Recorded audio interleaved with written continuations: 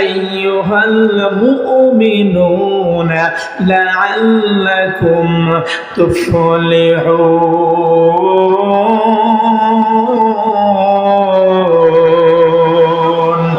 আল্লাহ রাব্বুল আলামিন সূরা নূরের 31 নম্বর আয়াত নাযিল করে জানায়া দিলেন, বন্ধু আপনি আপনার তামাম উম্মতের মাঝে জানায়া দেন, আপনি সারা বিশ্বকে জানায়া দেন, বন্ধু যারা ভুল করেছো, বিচার করেছো, অন্যায় করেছো, আল্লাহ তাআলা জানায়া দিলেন শুধু ঈমানদারদের জন্য। আল্লাহ তাআলা তার হাবিবকে জানায়া দিলেন, জানায়া দেন বন্ধু, জানায়া দেন, তুবু ইলাল্লাহি জামিআন আইয়ুহাল মুমিনুন। হে আমার মুমিন বান্দাগণ, হে ঈমানদারগণ, তোমরা তওবা করো, তোমরা তওবা করো। তোমরা কার কাছে তওবা করবে, কার কাছে তওবা করবে? তুবু ইলাল্লাহ, তোমরা আল্লাহ তাআলার কাছে তওবা করো। সুবহানাল্লাহ। ইলাল্লাহি জামিআন, জামিআন মানে বহুবচন। তোমরা সবাই যত ঈমানদার আছো দুনিয়ার বুকে, যত মুমিন ব্যক্তি আছো, যত মুত্তাকিন আছো, তোমরা সবাই আমি আল্লাহ তাআলার কাছে তওবা করো। সুবহানাল্লাহ। যদি তোমরা তওবা করো কি ফল পাবে, কি ফল পাবে? আল্লাহ তাআলা জানাতে দিয়েছে, লাআল্লাকুম তুফলিহুন। যারা তওবা করলো আমি আল্লাহ তাআলার কাছে, তারা সফল কাম হয়ে গেল, তারা সফল কাম হয়ে গেল। কেমনে করে সফল হলো? তাদের জীবনের তওবা দ্বারা গুনাহ মোচন হয়ে গেল, মাফ হয়ে গেল। মাফের কারণে তারা তাদের জান্নাতের রাস্তা খুলে গেল। বরং তাদের জীবনের গুনাহ মাফ হওয়ার পরে তারা আমল করে তারা সবাই জান্নাতে চলে যাবে। সুবহানাল্লাহ। এজন্য আল্লাহ রাব্বুল আলামিন জানায়া দিলেন, তোমরা তওবা করো, তওবা করো। তওবাকারীর জন্য আল্লাহ তাআলা সুসংবাদ দিলেন যে তারা সফল কাম হয়ে যাবে, দুনিয়াতেও সফল কাম, তারা আখিরাতেও তারা সফল কাম হয়ে যাবে। সুবহানাল্লাহ। কেমনে তওবা করতে হবে? হযরত আদম আলাইহিস সালাম, আমাদের পিতা আদম আলাইহিস সালাম ভুল করেছিল, মনে আছে কি?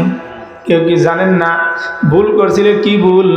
যখন জান্নাতের ভিতরে ঢুকাইলো, জান্নাতে দিল, জান্নাতে দেওয়ার পরে আল্লাহ তাআলা কইল, আমার বন্ধু আদম, তুমি যেন ওই গাছের নিকটে যাইও না, যদি যাও তাহলে কিন্তু তুমি জান্নাতে থাকতে পারবে না, গাছের নিকটে যেন যাইও না।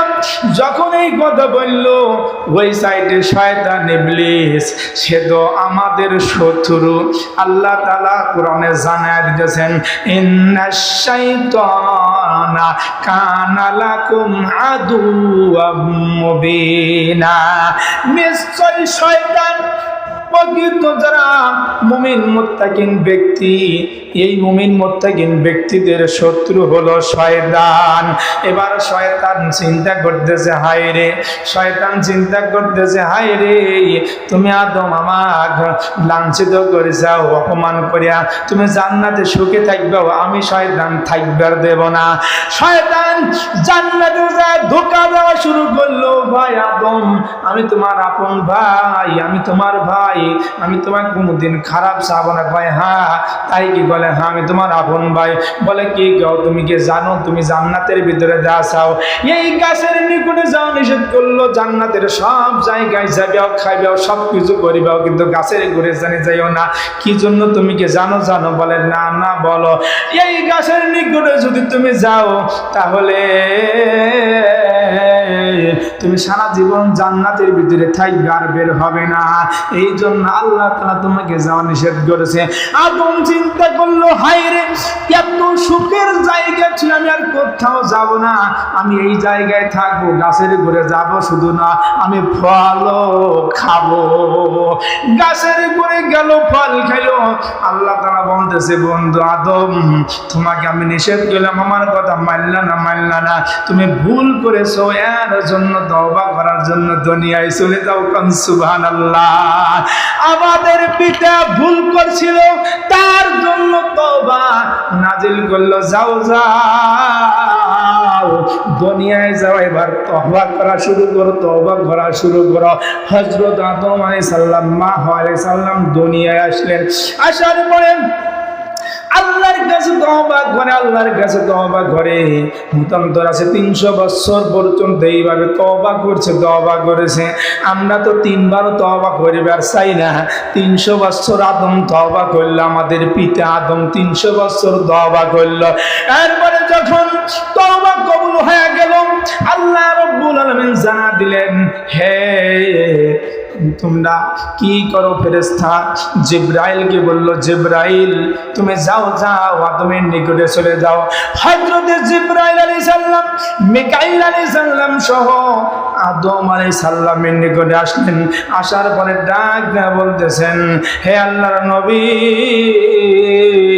আপনি যে 300 বছর পর্যন্ত তওবা করতেছেন, আল্লাহ রাব্বুল আলামিন আপনার তওবাটা কবুল করেছে, আল্লাহ তাআলা ক্ষমা করে দিয়েছে। জোরে জোরে কান্না সুবহানাল্লাহ।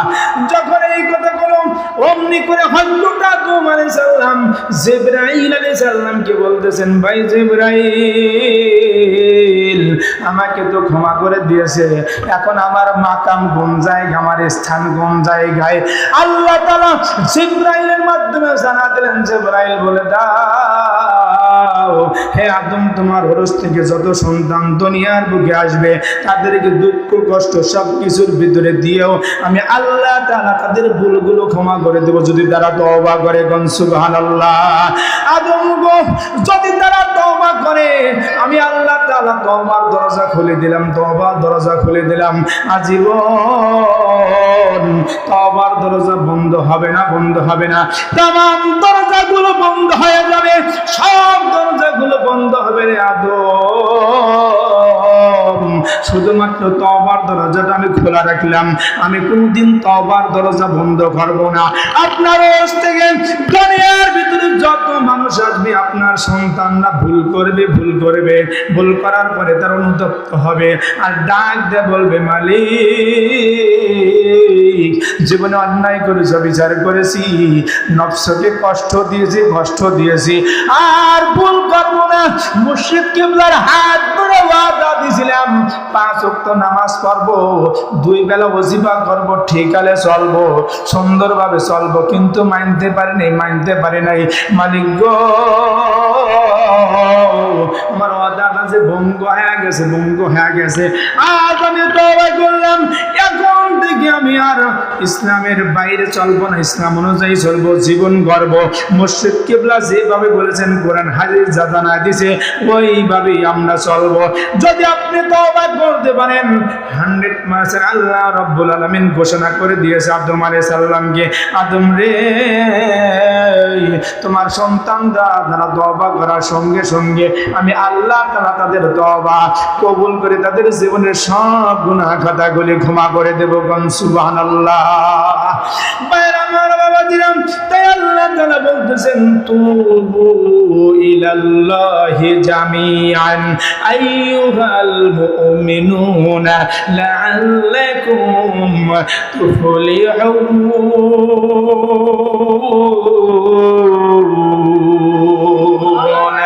হে ইমানদারগণ, হে দুনিয়ার তামাম মুসলমানগণ, তোমরা আমি আল্লাহ তাআলার কাছে তওবা করো, আমি আল্লাহ তাআলা তোমাদের তওবা কবুল করব।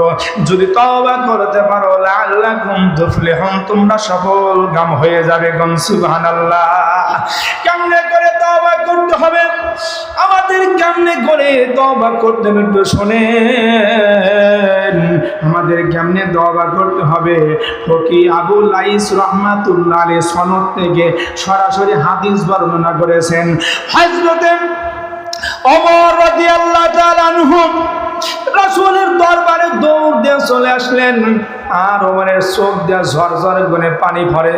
ওমর ফোপায়া ফোপায়া কান্দে আর নবীর দরজায় যা বলে, নবী গো, আপনার দরজার সামনে একজন দাঁড়ায় আছে যুবক, আপনার দরজার সামনে দাঁড়ায় আছে, আমি বলতে পারবো না,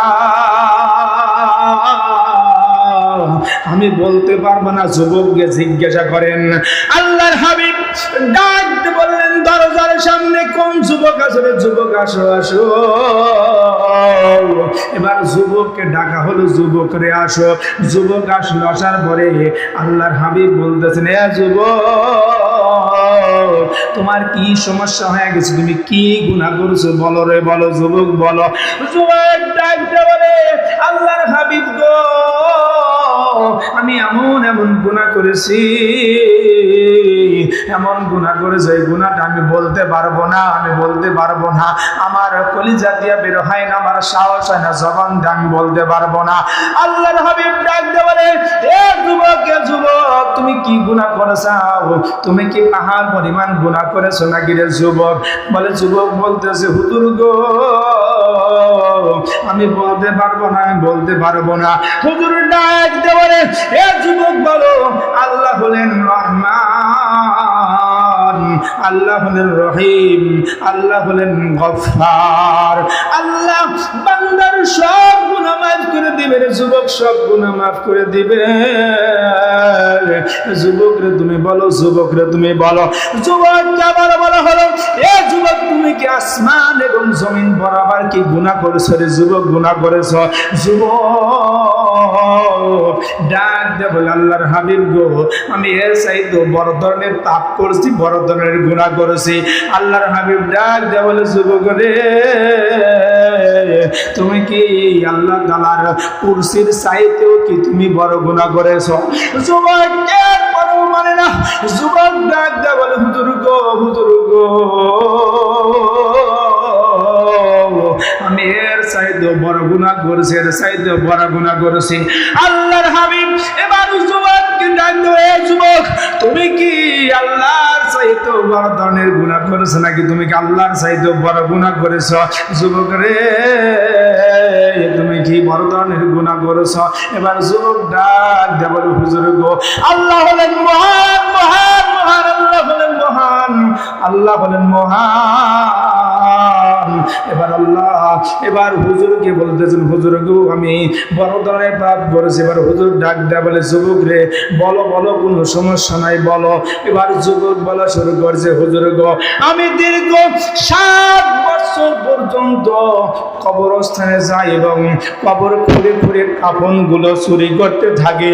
আমি এইভাবে দীর্ঘ 7 বছর পর্যন্ত কাফন চুরি করি, কাফন চুরি করে। মারা, তোমরা ভালো করে শোনো, কোনো যোগদা কথা কোনো শোনার চেষ্টা করো। এবার যুবক যখন এই কথা বলছে, রে যুবক বলো বলো, বলে, দীর্ঘ 7 বছর পরে একজন যুবতী আনসারীর মৃত্যু হয়ে গেল। যুবতী আনসারীর মৃত্যু হওয়ার পরে আমি তার কাফনটা নেওয়ার জন্য কবরস্থানে গেলাম। যাওয়ার পরে যখন কবর খুললাম, কবর খোলার পরে যখন তার কাফনগুলো নিলাম, নেওয়ার পরে যখন আমি কবর থেকে উঠে আসি, শয়তান বারবার ধোঁকা দেয়, এ যুবক, তুই না যুবক রে, তুই না যুবক, এত সুন্দর টকবগে একটা নারী, যুবতী নারীকে তুই কেমনে চলে যাস রে যুবক, কেমনে চলে যাস? আয়া, এই নারীর সাথে তুই জেনা কর, জেনা কর। যুবককে বারবার শয়তান ধোঁকা দেয়, কারণ হলো শয়তান তো ধোঁকা দিবেই। আল্লাহ তাআলা तमाम মানুষকে জানায় দিয়েছে, ইন্নাশ শাইতানা কানা লাকুম আদুওয়াম মুবিনা, নিশ্চয় অবশ্যই শয়তান হলো মুমিনদের শত্রু, শত্রু, শত্রু। এবার যুবককে বারবার ফুসলায়, কথা কি বুঝতেছেন? যুবককে বারবার বলে, যুবক রে, যুবক রে, যাও যাও, দেখো কত সুন্দর টকবগে যুবতী। যুবক শয়তানের ধোঁকায় পড়ে আর থাকতে থাকতে পারলো না। যুবক এবার কবরের ভিতরে নামলো। নামার পরে ওই যুবতীর সাথে জেনা করে যখন কবর থেকে উঠে আসলো, যুবতী দাঁড়ায় গেল। যুবতী দাঁড়ানোর পরে যুবতী ডাক দিয়ে বলে, যুবক রে, তুই আজ আমাকে অপমান করলি, লাঞ্ছিত করলি, এতগুলো মানুষের সামনে তুই আমার ইজ্জত নিলি রে যুবক। যুবক, তুই আমাকে কিয়ামতের দিন নাপাক অবস্থায় তুললি রে যুবক। আমি মজলুম, তুই আমার সাথে জুলুম করলি। জেনে রাখিস কিয়ামতের দিন মহান প্রভুর দরবারে আমি বিচার করব। মহান প্রভুর কাছে আমি আরজি জানাবো। যখন এইভাবে যুবককে বলল, যুবক মহিলার দিকে তাকানোর পরে যুবক ভয়ে দৌড় দেয়। এবার আল্লাহর হাবিব বলতেছেন, হুজুর গো, আমি দৌড় দিয়েছি, ভিতরে কম্পন সৃষ্টি হয়ে গেছে, ভিতরে থরথর করে কাঁপে, কলিজা কাঁপতেছে, কলিজা থামে না। হুজুর গো, আমি আপনার দরবারে এসেছি, হুজুর গো, আমাকে কিছু বলেন, আমাকে তওবা করে দেন। হুজুর ডাক দে বলে, হায় রে, তুই তো জাহান্নামের কাজ করেছিস। হুজুর তাকে গার ধাক্কা দিয়ে ঘর থেকে যখন বের করে দিলেন, লোকটা পেরেশান হয়ে এবার পাহাড়ের দিকে চলে গেলেন। লোকটার বুঝার বাকি নাই, আমার আর মাপের কোনো ব্যবস্থা নাই। এরপরে ওই যুবকটা তিনি সন্ন্যাসীর বেশে চলে গেলেন। যাওয়ার পরে তিনি কি করতেছেন, বারবার আল্লাহর কাছে তওবা করে আর বলতেছে, মালিক গো, আমি অন্যায় করেছি, বিচার করেছি, শয়তানের ধোঁকায় অন্যায় করেছি, মালিক গো, আর জীবনে কোনোদিন গুনাহ করব না, আমাকে ক্ষমা করে দেন। এইভাবে 1 নয় 2 নয়, দীর্ঘ 40 দিন পর্যন্ত যুবক এইভাবে আল্লাহর দরবারে দোয়া করা শুরু করে দিয়েছে, তওবা করা শুরু করে দিয়েছে। এইভাবে বারবার যুবক তওবা করে আর নামাজের ভিতরে সিজদায় যায়, যুবক কান্নাকাটি শুরু করে, হায় রে, রহমত রামের দরবার থেকে চলে এসেছি, আমি তো জাহান্নামে, আমার মাপের কোনো ব্যবস্থা নাই। যুবক সিজদায় যায় বছরে কান্নাকাটি করে, চোখের পানিতে জমিন ভিজায়। এইভাবে 40 দিন যখন পার হয়ে গেল, যুবক আর সহ্য করে না। যুবক ডাক দেয় বলে, আমার আপনি যদি মুহাম্মাদুর রাসূলুল্লাহ সাল্লাল্লাহু আলাইহি সাল্লামের যদি রব হয়ে থাকেন, আপনি যদি আমার তওবাটা যদি কবুল করে থাকেন, সর্বপ্রথম আপনি নবীকে জানায়া দেন, সাহাবায়ে কেরামের মাঝে কথাটা জানায়া দেন। আর যদি আমাকে যদি আপনি ক্ষমা করে না থাকেন, আমি আখিরাতের শাস্তি চাই না, আপনি দুনিয়াতে আকাশ থেকে অগ্নি বর্ষণ করে আমাকে জ্বালায়া বলায়া শেষ করে দেন। যখন যুবক এইভাবে ফুপায়া কান্নাকারি শুরু করে দিয়েছে, আল্লাহ রাব্বুল আলামিন জিবরাইলকে বলতেছে, জিবরাইল, যাও আমার বন্ধুর কাছে যাও। জিবরাইল এবার চলে আসলেন আল্লাহর হাবিবের কাছে। আসার পরে ডাকতে বলে, হে আল্লাহর হাবিব, আল্লাহ তাআলা আপনার কাছে আমাকে পাঠাইছেন কিছু কথা বলে। কি কথা রে জিবরাইল ভাই, কি কথা আল্লাহ তাআলা বলছে? জিবরাইল ডাকতে বলে, আল্লাহ তাআলা বলেছেন, এই পৃথিবীতে যত মাখলুক আছে, এই মাখলুকগুলো আপনি সৃষ্টি করেছেন, আল্লাহ তাআলা সৃষ্টি করেছে। কন্যা সুবহানাল্লাহ। যখন এই কথা বলছেন, আমাদের নবী রহমত আমিন ডাক দেয়া বলে, ভাই জিবরাইল, এই তামাম পৃথিবী যত মাখলুক আছে, আমাকে সব কিছু আল্লাহ রাব্বুল আলামিন সৃষ্টি করেছে। ভাই জিবরাইল, এবার ভাই জিবরাইল গো, কি হয়েছে বলো? জিবরাইল বলো। জিবরাইল ডাক দিয়ে বলে, হুজুর গো, এই পৃথিবীর ভিতরে যত মাখলুক আছে, তামাম মাখলুকগুলো কি আপনি খাবার দেন না? আমি খাবার দেই। এবার যখন এই কথা বলছেন, আল্লাহর হাবিব ডাক দিয়ে বলে, ভাই জিবরাইল, আল্লাহ তাআলা সবাইকে খান, আল্লাহ হলেন রাজ্জাক। আল্লাহ তাআলা সবাইকে খানা খাওয়ায়, সবাইকে রিজিক দেয়। কোন সুবহানাল্লাহ। এবার জিবরাইল বলতেছে, হুজুর গো, যদি তাই হয়ে থাকে আল্লাহ রাব্বুল আলামিন এই মুহূর্তে ওই যুবকের তামাম গুনাহ খাতাগুলি ক্ষমা করে দিয়েছে। কোন সুবহানাল্লাহ। লা ইলাহা, জবান খুলে লা ইলাহা, লা ইলাহা, লা ইলাহা ইল্লাল্লাহু মুহাম্মাদুর রাসূলুল্লাহ। সকলে বলি সাল্লাল্লাহু আলাইহি ওয়াসাল্লাম। এই জন্য আমাদেরকে তওবা করতে হবে। কেমন তওবা? আল্লাহ তাআলা এবার আরেকটি আয়াতে বলতেছেন, ইয়া আইয়ুহাল্লাযীনা আমানু তুবু ইলাল্লাহি তাওবাতান নাসুহা। আল্লাহু আকবার। আল্লাহ তাআলা জানিয়ে দিলেন, হে তামাম ঈমানদার ব্যক্তিগণ, হে আমার ঈমানদার বান্দাগণ, তোমরা কি করো? তোমরা আমি আল্লাহ তাআলার কাছে তওবা করো, তওবা করো। কেমন তওবা করবে? তুবু ইলাল্লাহি তাওবাতান নাসুহা। তওবায়ে নাসুহা করো। কেমন তওবা? এইভাবে তুমি বলো, মালিক গো, জীবনে অন্যায় করেছি, অবিচার করেছি, নফসকে কষ্ট দিয়েছি, আর আমি এই গুনাহগুলো করব না, আর কোনোদিন এই গুনাহগুলো করব না। তওবায়ে নাসুহা করো। তুমি তওবায়ে নাসুহা করো। যদি তওবায়ে নাসুহা করতে পারো, বেশক আল্লাহ রাব্বুল আলামিন তোমাদের ওই গুনাহগুলো মাফ করে দিবে। কোন সুবহানাল্লাহ। হাদিস শরীফের ভিতরে আল্লাহর হাবিব ঘোষণা করে দিয়েছেন, আত-তাইবু হাবিবুল্লাহ ওয়াত-তাইবু মিনাজ যামবি কামাল্লা যামবা লাহু। হাদিস শরীফের ভিতরে আল্লাহর হাবিব জানায়া দিয়েছেন, আত-তাইবু হাবিবুল্লাহ, যারা তওবা করবে, তওবাকারী ব্যক্তি হলো আল্লাহর বন্ধু। সুবহানাল্লাহ। আল্লাহ রাব্বুল আলামিনের বন্ধু হতে যদি চান কি করতে হবে? তওবা করতে হবে। আল্লাহর হাবিব জানায়া দিলেন, আত-তাইবু হাবিবুল্লাহ, তওবাকারী ব্যক্তি হলো আল্লাহর বন্ধু। ওয়াত-তাইবু মিনাজ যামবি কামাল্লা যামবা লাহু। যখন তওবা করলেন, বড় ওই ব্যক্তিটা এমন হয়ে যায় যেরকম একটা শিশু দুনিয়ার বুকে ভূমিষ্ঠ হলো, নিষ্পাপ অবস্থায় ভূমিষ্ঠ হলো। বলে যেই ব্যক্তি খাঁটি তওবা করলো, ওই ব্যক্তি নিষ্পাপ শিশুর মতন হয়ে যায়। কোন সুবহানাল্লাহ। এজন্য তওবা করতে হবে, তওবা করতে হবে।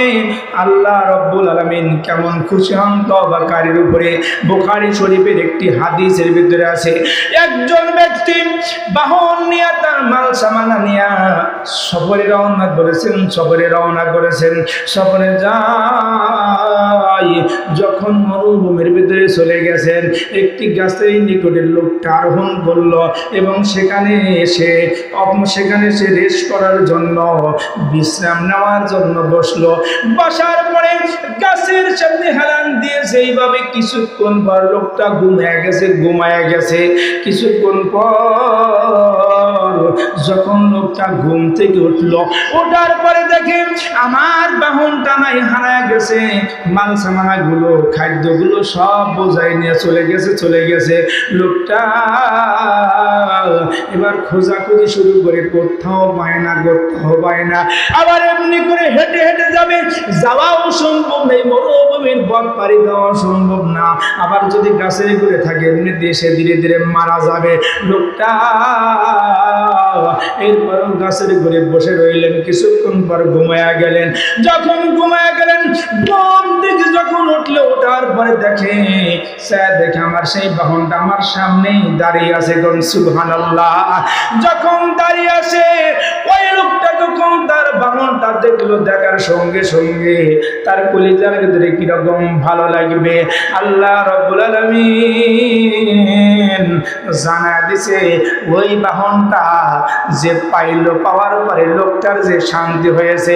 তোমরা জেনে রাখো যে ব্যক্তি তওবা করে আমি আল্লাহ রাব্বুল আলামিন হাজার গুণ আমার বেশি ভালো লাগে। সুবহানাল্লাহ। আমার বান্দারা যারা দুনিয়ার ভিতরে যারা সারাদিন গুনাহের ভিতরে কাটা দেয়, সারাদিন খালি গুনাহ করে আর দিনটা কেটে গেল, আল্লাহ রাব্বুল আলামিন আসমান থেকে হাত বাড়ায় এইভাবে লেগেছে, আসমান থেকে হাত দিয়ে সারা ডাকতে থাকে, আমার বান্দারা রে, আমার বান্দারা তোমরা সারাদিন গুনাহ করেছো, আমি আল্লাহ তাআলা তোমাদেরকে আমার কুদরতি হাত দিয়ে দিলাম, তোমরা কি করো? আমার কাছে তওবা করো, আমি আল্লাহ তাআলা তোমার সারাদিনের সব গুনাহগুলো ক্ষমা করে দেব। সুবহানাল্লাহ। আর যেই ব্যক্তি সারা রাত গুনাহের ভিতরে কাটাইলো, আল্লাহ রাব্বুল আলামিন ডাক দিয়ে বলে, বান্দারে তুমি সারা রাত গুনাহ করেছো, আমি আল্লাহ তাআলা সারাদিন তোমাকে ডাকি, আসো তুমি তওবা করো, আমি তোমার সারা রাত গুনাহগুলো ক্ষমা করে দেব। সুবহানাল্লাহ। এই জন্য আমাদের তওবা করতে হবে। কেমন তওবা করতে হবে? তওবায়ে নাসুহা করতে হবে, এমন তওবা যার জীবনে কোনোদিন গুনাহ করব না। তাহলে আমাদের কেমন তওবা করতে হবে? যেমন তওবা জীবনে অনেক ভুল করেছো, বিচার করেছো, অন্যায় করেছে, নফসকে কষ্ট দিয়েছে, আত্মাকে কষ্ট দিয়েছে, এই আত্মাটা হলো পবিত্র আত্মা। কেমন আত্মা বলেন? পবিত্র আত্মা। আপনি যখন রুহি জগৎ থেকে যখন মার রেহেম এসেছেন, এরপরে যখন আপনি দুনিয়ার বুকে আসলেন, একদম নিষ্পাপ ছিল। কোনো সন্তান যখন দুনিয়ার বুকে আসে তখন কি তার কোনো পাপ থাকে? কোনো পাপ থাকে না। নিষ্পাপ দূতের মতন সাদা ফেরেশতার মতন একজন ওই নিষ্পাপ শিশু বলে। ধীরে ধীরে এইভাবে আমরা সবাই নিষ্পাপ ছিলাম। এরপরে যখন ধীরে ধীরে বড় হয়েছি, এইভাবে বড় হইতে যখন যুবক হয়ে গেলাম, ধীরে ধীরে গুনাহ করা শুরু করলাম। বলেন কি করা শুরু করলাম? গুনাহ করা শুরু করলাম। এইভাবে গুনাহ করি আর গুনাহ করার কারণে কি হয়? এইভাবে একটা কালো দাগ পড়ে যায়। একটা গুনাহ করেন, একটা দাগ পড়ে। জোরে বলেন কি? একটা দাগ পরে। যেরকম আপনি একটা সাদা পেজ নেন, একটা সাদা পেজ নেওয়ার পরে যদি কালি দিয়ে যদি কলমের কাছে একটা দাগ দেন, দেখা যাবে একটা কালো দাগ পড়ে গেছে। এইভাবে আপনি দাগ দিতে সারা পেজ যদি ভর্তি হয়ে যায়, ওই কালো পেজ দিয়ে কি কোনো কাজে লাগে? বলেন কোনো কাজে লাগে? কোনো কাজে লাগে না। এজন্য হ্যালো ভাই, হ্যাঁ ভাই আসতেছি, কিছুক্ষণ মধ্যে আসবো। হ্যালো, ওয়ালাইকুম আসসালাম হুজুর। জি জি জি জি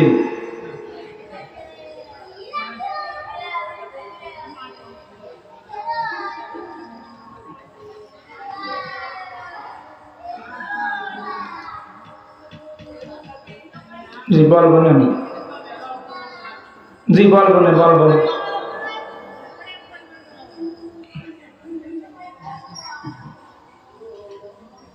জি জি জি জি জি লা ইলাহা, জবান খোলে লা ইলাহা, লা ইলাহা, লা ইলাহা ইল্লাল্লাহু মুহাম্মাদুর রাসূলুল্লাহ সাল্লাল্লাহু আলাইহি ওয়াসাল্লাম। তাহলে যেটা বুঝাইতেছি যে সারা পেজ কালো হয়ে গেছে, ওটাতে আর কোনো কাজে লাগান যায় না, বাতিল হয়েছে। ওটা কি হয়ে গেছে? বাতিল। বলে কলবের ভিতরে আপনার যেই সাদা জগজগে একটা কাগজ আছে, এই কাগজে একটা করে গুনাহ করতেছেন আর একটা করে জোরে কোন দাগ করতেছে, পড়তে পড়তে পড়তে পড়তে সারা কলম একবারে কালো কুৎসিত হয়ে গেছে। এখন এটা কিভাবে করে সাফ করবেন? আল্লাহ তাআলা বলতেছেন, আল্লাযীনা ইয়াযকুরুনাল্লাহা কিয়ামান ওয়া কুউদান ওয়া আলা জুনুবিহিম।